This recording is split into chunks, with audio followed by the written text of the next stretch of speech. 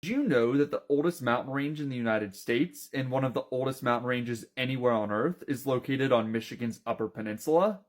These are the Porcupine Mountains. Growing up, I was always told that the Appalachian Mountains were the oldest mountains in the US, and considering that they started forming roughly 500 million years ago, this always seemed pretty reasonable to me.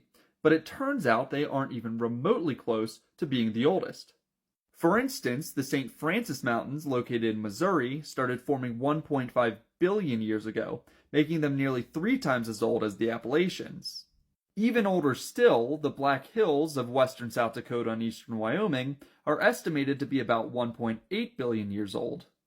But none of these ranges, or any other mountain range in the United States, are as old as Michigan's Porcupine Mountains, which are a series of 3 small ridges that overlook Lake Superior on the Upper Peninsula and are estimated to be at least 2 billion years old.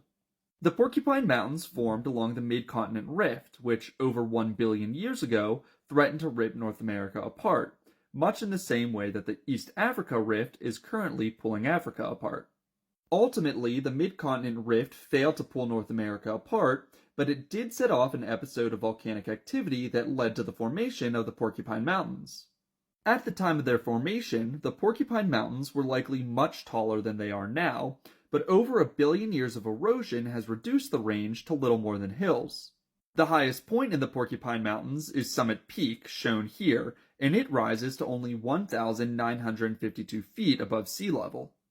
But despite their modest size today, the Porcupine Mountains are still pretty rugged and impressive for the mostly flat upper Midwest.